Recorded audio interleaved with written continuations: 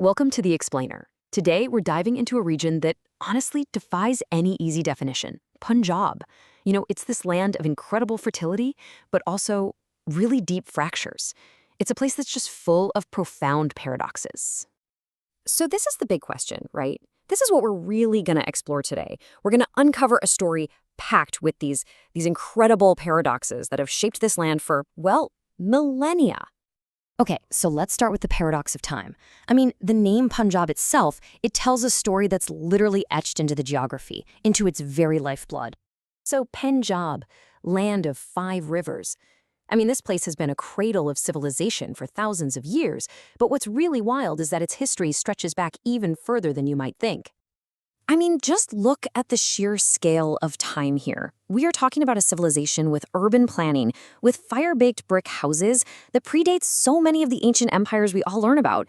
And yet, and this is the crazy part, its modern identity is almost completely defined by one single traumatic event that happened less than 100 years ago. And get this deep cultural divide, you can actually see it in the language. People on both sides of the border speak Punjabi, but they write it in 2 completely different scripts, one from the left, one from the right. It's like a perfect linguistic mirror of the physical border that separates them. So, this fractured identity, it leads us to another paradox. And this one's all about Punjab's fierce warrior legacy, which has some, well, let's just say some surprising international twists. Okay, so enter Maharaja Ranjit Singh, the ruler of the Sikh Empire. This guy was a master strategist. He knew he had to modernize his powerful Khalsa army, and to do that, he looked to Europe. But there was a crucial condition. So what did he do? He hired veterans from Napoleon's campaigns, French, Italian, you name it. A lot of these guys, well, they weren't big fans of the British. So it was this incredibly clever move, right? He got all the European military know-how without letting his biggest imperial rival, the British, get a foot in the door. And that warrior spirit, it's not just some relic of the past. It lives on today in Gadka. This is a martial art from the 15th century, but it's also become this high-energy, totally captivating performance art you'll see at Sikh festivals. In fact, at the same time of year as the Hindu festival of Holi, the festival of colors, Sikhs celebrate Hola Mahalla.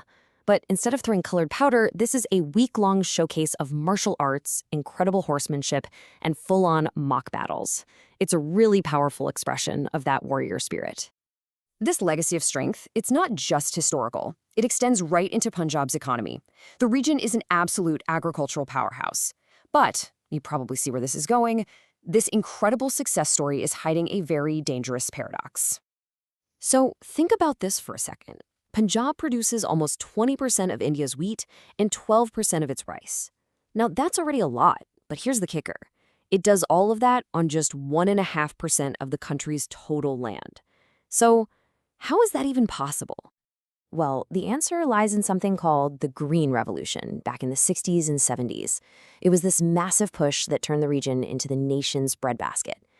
But all that success came at a huge, huge environmental cost. Yeah, so why is this incredible success story basically a kicking time bomb? Well, the problem is water. Those amazing high-yield crops, especially rice, are incredibly thirsty.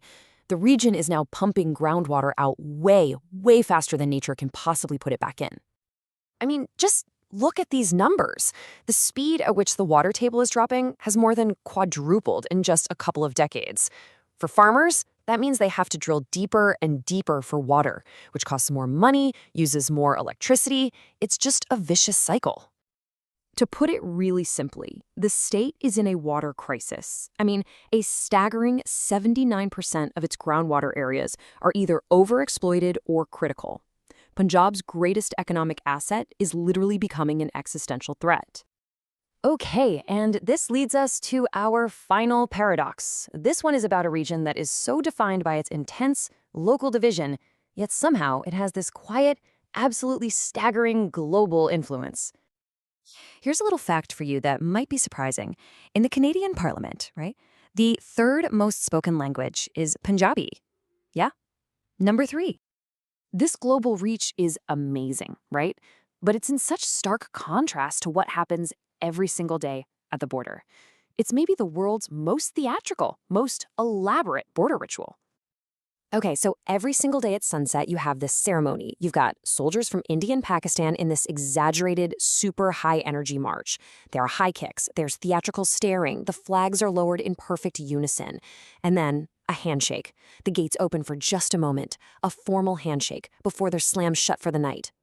And it's just a perfect metaphor, isn't it? It's this entire officially sanctioned performance of rivalry. But at its core, it also shows this reluctant fraternity, this shared culture that you just can't escape no matter how high the kicks are or how loud the gates slam shut. So, from its ancient roots to its modern water crisis, and from its massive global diaspora to its intensely divided border, Punjab really is a land of profound contradictions. And that leaves us with the big question, right? For a place that's so defined by division, what will it actually take to build a sustainable future? That's our explainer for today.